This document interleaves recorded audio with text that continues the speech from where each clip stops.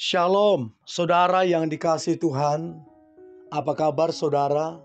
Saya berdoa saudara dalam keadaan sehat, kuat, serta berlimpah-limpah dengan ucapan syukur.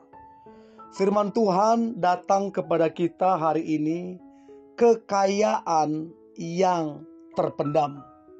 Sebelumnya, marilah kita berdoa. Tuhan Yesus yang baik, terima kasih buat anugerah Tuhan, buat kasih Tuhan. Hari ini kami ada karena kemurahan Tuhan. Kami sangat bersyukur. Tuhan, urapilah kami agar kami mengerti firman yang akan kami dengarkan. Kami percaya firman ini akan memberkati kami, akan menguatkan kami, dan kami percaya hidup kami jadi berkat dan menyenangkan hati-Mu. Dalam nama Tuhan Yesus, kami dengarkan firman-Mu. Haleluya. Amin. Kekayaan yang terpendam. 1 Timotius 4 ayatnya yang ke-14. Dikatakan begini, jangan lalai dalam mempergunakan karunia yang ada padamu, yang telah diberikan kepadamu oleh nubuat dan dengan penumpang tangan sidang penatua. Dikatakan jangan lalai dalam mempergunakan karunia yang ada padamu. Saudara, seorang penulis terkenal yang dipakai Tuhan, yang diurapi Tuhan, yang bernama Myles Munroe berkata begini, tempat terkaya di planet ini adalah pemakaman. Sekali lagi saudara, Myles Munroe berkata, tempat terkaya di planet ini adalah pemakaman. Karena di sana terkubur bisnis yang tidak pernah dimulai, penemuan yang tidak pernah dibuat, buku-buku terlaris yang tidak pernah ditulis, dan mahakarya yang tidak pernah dicipta.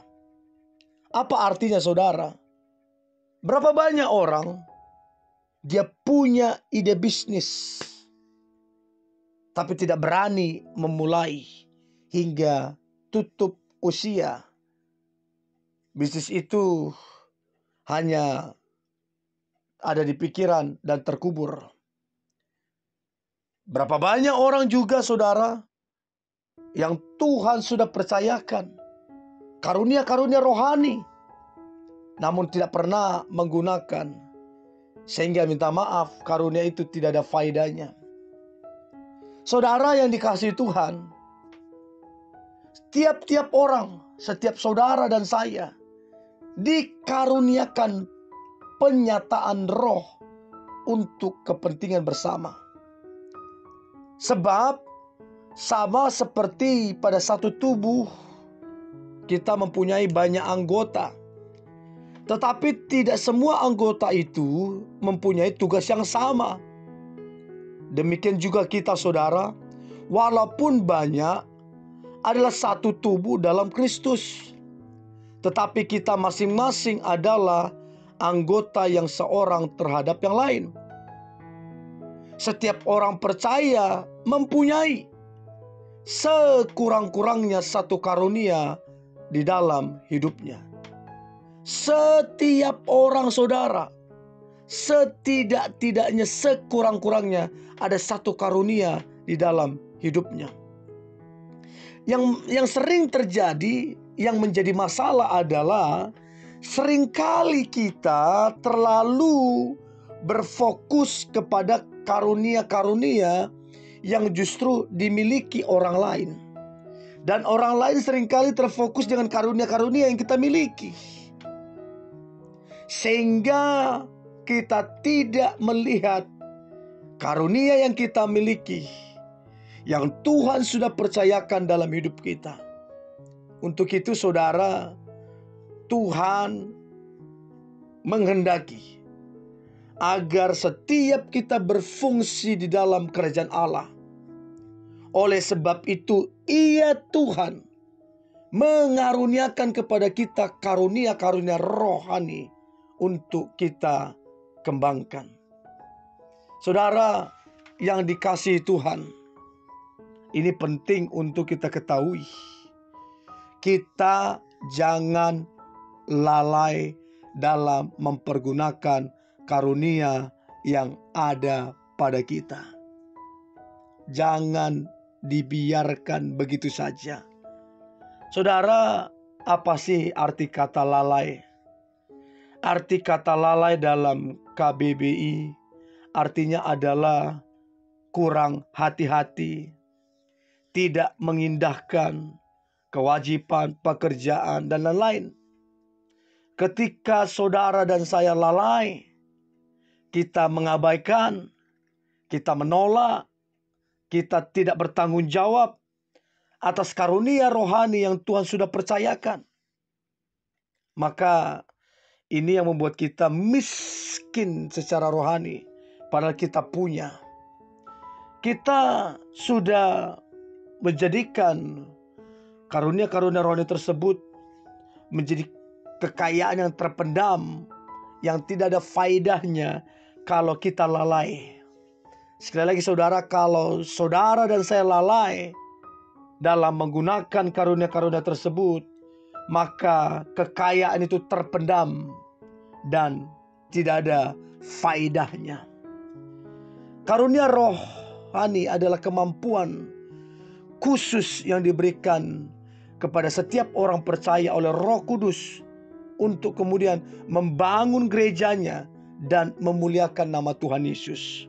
Jadi saudara, setiap orang punya karunia rohani, di mana Tuhan memberikan kemampuan untuk setiap kita boleh membangun gerejanya, untuk setiap kita memuliakan nama Tuhan Yesus. Setiap kita yang dipercayakan karunia rohani memiliki tugas dan tanggung jawab untuk mempergunakannya. Sekali lagi saudara, setiap kita yang dipercayakan karunia rohani memiliki tugas dan tanggung jawab untuk mempergunakannya. Ketika saudara dan saya tidak mempergunakannya, maka kita akan kehilangan karunia-karunia tersebut. 1 Timotius 4 ayat 15-16 menegaskan agar kita mengerjakan semuanya itu dengan bersungguh-sungguh, tidak sekedar, tidak malas-malasan, tapi dengan bersungguh-sungguh, supaya kemajuan kita dilihat oleh semua orang. Tetapi kita juga harus berjaga-jaga dengan mengawasi diri kita dan pengajaran kita, supaya kita menyelamatkan diri kita ataupun menyelamatkan orang lain yang mendengarkan. Jadi saudara, kekayaan rohani yang Tuhan sudah berikan jangan padamkan, jangan kubur saudara. Tetapi setiap kekayaan yang Tuhan berikan, karunia yang Tuhan berikan, mari maksimalkan saudara.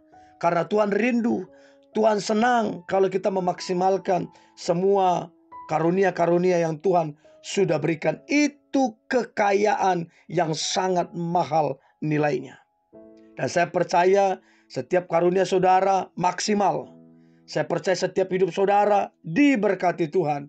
Dan setiap kehidupan saudara boleh menyenangkan hati Tuhan Yesus. Mari kita berdoa. Tuhan Yesus yang baik, terima kasih buat hari ini. Buat kekayaan rohani yang Tuhan berikan kepada kami. Kami percaya ini harus dimaksimalkan, supaya kekayaan ini tidak terkubur begitu saja. Supaya kekayaan ini betul-betul dieksplor, betul-betul dipakai, betul-betul menjadi berkat, betul-betul menyenangkan hati Tuhan. Dan hidup kami pun terberkati dan menjadi berkat bagi banyak orang.